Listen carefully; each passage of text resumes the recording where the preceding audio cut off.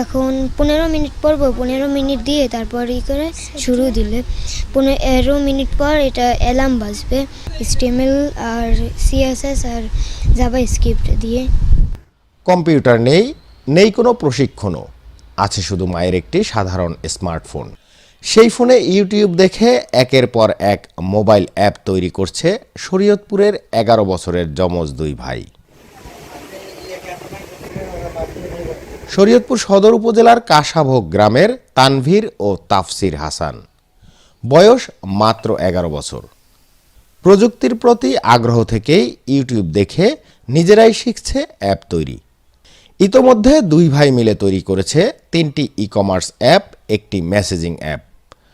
শুধু অ্যাপই নয়, ছোট ছোট ইলেকট্রনিক ডিভাইসও তৈরির চেষ্টা করছে তারা। আমি ভবিষ্যতে নাসা, মাইক্রোসফট এরকম জায়ান্ট কোম্পানিতে চাকরি করতে চাই।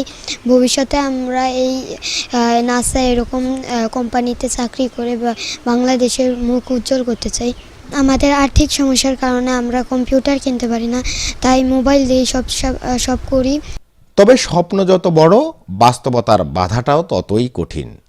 প্রোগ্রামিং, কৃত্রিম বুদ্ধিমত্তা কিংবা রোবোটিক্স নিয়ে আরও বড় পরিসরে কাজ করতে প্রয়োজন একটি কম্পিউটার বা ল্যাপটপ। কিন্তু বাবার স্বল্প আয়ের চাকরি আর মায়ের সেলাইয়ের কাজের আয় দিয়ে সংসার চালাতে হিমশিম পরিবারটির। আমরা 3 থেকে এই চিন্তাটা মাথায় আসলো, আর 3 বছরে আমরা অ্যাপ তৈরি করতে পারছি একটা, তারপর ধাপে ধাপে অনেকগুলো অ্যাপ তৈরি করছি। বড় হয়ে সফটওয়্যার ইঞ্জিনিয়ার হব।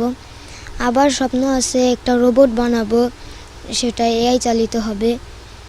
প্রযুক্তির পাশাপাশি পড়ালেখাতেও মেধার স্বাক্ষর রেখেছে এই যমজ ভাই। তাদের বড় বোন হাবিবাও মেধাবী। চলতি বছরের প্রাথমিক বৃত্তি পরীক্ষায় 3 ভাই বোনই পেয়েছে বৃত্তি। তানভীর তাফসিরের এই পথ চলায় সবচেয়ে বড় অনুপ্রেরণা তাদের মা ও বড় বোন। আমার একটা হাতে থাকা ফোন আছে, যেটা দিয়েই ওরা এখনও করে কোডিং, ছোট ছোট কোডিং আস্তে আস্তে করে ইউটিউব দেখে দেখে কোডিং শিক্ষা তারপরে ওরা সেগুলি বানায়। আমরা 3 ভাই বোন এবার বৃত্তি পরীক্ষায় অ্যাটেন্ড করেছি এবং 3 ভাই বোনই বৃত্তি পেয়েছি। এই দুই শিশুর মেধা ও স্বপ্নের কথা পৌঁছেছে স্থানীয় প্রশাসনের কাছেও। প্রয়োজনীয় সহযোগিতার আশ্বাস দিয়েছে উপজেলা প্রশাসন। লেখাপড়ার পাশাপাশি তাদের এই যে একটি অতিরিক্ত দক্ষতা বা এই যে একটি গুণ, এটা যেন আরও সামনে আরও বেশি বিকশিত হয়, এই জন্য প্রশাসন তাদের পাশে সবসময়ই থাকবে। একটি স্মার্টফোন দিয়ে যেই স্বপ্নের শুরুটা হয়েছিল, সেটি হয়তো একদিন পৌঁছে যাবে বিশ্বের প্রযুক্তি অঙ্গনে। প্রয়োজন শুধু একটি ল্যাপটপ, প্রয়োজন সঠিক দিক নির্দেশনা, প্রশিক্ষণ আর পৃষ্ঠপোষকতা। যেই বয়সে শিশুরা ব্যস্ত থাকে পড়ার টেবিল কিংবা খেলার মাঠে, সেই বয়সে শরীয়তপুরের তাফসির ও তানভীর তৈরি করছে বিভিন্ন ধরনের মোবাইল অ্যাপস। শিখছে কোডিং, স্বপ্ন দেখছে বিশ্বমানের প্রযুক্তিবিদ হওয়ার। সঠিক পৃষ্ঠপোষকতা পেলে প্রযুক্তি নির্ভর আগামী বিশ্বে বাংলাদেশের মান একদিন উজ্জ্বল করবে এই দুই শিশু।